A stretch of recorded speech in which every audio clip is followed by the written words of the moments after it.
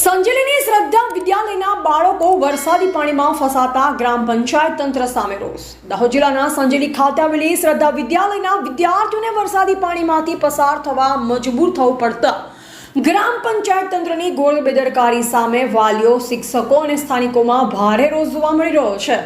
શાળા આગળ ભરાયેલ પાણીના નિકાલ માટે 15 દિવસ અગાઉ લેખિત રજૂઆત કરવામાં આવી હોવા છતાં તંત્ર દ્વારા કોઈ જ કાર્યવાહી ન કરાતા પરિસ્થિતિ વધુ વણસી છે. શ્રદ્ધા વિદ્યાલયમાં બાળવાટિકા 1 અને 2 થી ધોરણ 8 સુધીના નાના બાળકો અભ્યાસ કરે છે. ચોમાસાની શરૂઆત થતાં શાળાના પ્રવેશ દ્વાર પર વરસાદી પાણી ભરાઈ જાય છે, જે કારણે બાળકોને શાળાએ આવવા જવામાં ભારે મુશ્કેલીનો સામનો કરવો પડે છે. આ પાણીમાંથી પસાર થતી વખતે બાળકોના યુનિફોર્મ અને પુસ્તકો પલળી જાય છે. એટલું જ નહીં, તેમને પડી જવાનો કે પાણીજન્ય રોગોનો પણ ભય સતાવી રહ્યો છે. શાળા સંચાલકો દ્વારા 15 દિવસ અગાઉ સંજેલી ગ્રામ પંચાયતના મુદ્દે લેખિત રજૂઆત કરવામાં આવી હતી અને તાત્કાલિક ધોરણે પાણીના નિકાલ માટે પગલાં લેવાની માંગ કરવામાં આવી હતી. જોકે ગ્રામ પંચાયત તંત્રને આ રજૂઆતને ગંભીરતાથી ન લેતા આંખ આડા કાન કર્યા. પરિણામે શાળા આગળ પાણી ભરાયેલું રહ્યું અને બાળકોને કાદવ કીચડવાળા પાણીમાંથી પસાર થવા મજબૂર બનવું પડ્યું. ગ્રામ પંચાયતના નિષ્કાળજીના કારણે વાલીઓ, શિક્ષકો અને બાળકોમાં ભારે નારાજગી પ્રવર્તી રહી છે.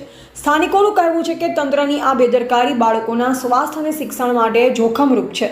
તાત્કાલિક ધોરણે શાળા આગળ ભરાયેલ પાણીનો નિકાલ કરવામાં આવે અને ભવિષ્યમાં આવી પરિસ્થિતિ ન સર્જાય તે માટે કાયમી ઉકેલ લાવવામાં આવે તેવી પ્રબળ માંગણી કરવામાં આવી રહી છે. જોકે આ મુદ્દે ઝડપી કાર્યવાહી નહીં થાય તો ઉગ્ર આંદોલનની ચીમકી પણ ઉચ્ચારવામાં આવી છે.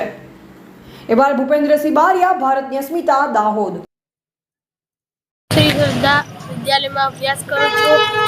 અમે સ્કૂલથી આવીએ ત્યારે અમારા સ્કૂલ આગળ પાણી ભરાઈ ગયું છે. અમે પંચાયતમાં જાણ કરી પણ પંચાયતે કંઈ નહીં કર્યું. શું નામ? આયુષ. हमारी स्कूल આગળ પાણી ભરાઈ રહ્યું છે, આનો તાત્કાલિક નિકાલ કરો. શ્રી શ્રદ્ધા વિદ્યાલય. તમને શું તકલીફ પડે છે? મારા નવા કપડાં ખરાબ થાય છે. કઈ સ્કૂલમાં ભણે? શ્રી શ્રદ્ધા વિદ્યાલય. શું નામ? જય. અમારી સ્કૂલ શ્રી શ્રદ્ધા વિદ્યાલય સંજેલીની આગળ ચોમાસાની શરૂઆતથી જ અહીંયા આજે રોડની વચ્ચે પાણી ભરાઈ રહેલ છે. તેથી બાળકોને આવવા અને જવા માટે બહુ જ તકલીફ પડે છે. બાળકોના કપડાં પણ બગડે છે અને અમે 20 તારીખે પંચાયતની અંદર રજૂઆત કરી છે, છતાં પણ આ પાણીનો નિકાલ કરવામાં આવતો નથી.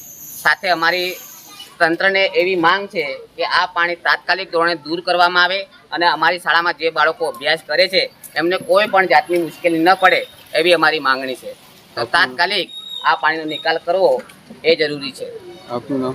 મારું નામ મકવાણા દિલીપ કુમાર એ, આચાર્ય શ્રી શ્રી શ્રદ્ધા વિદ્યાલય સંજેલી.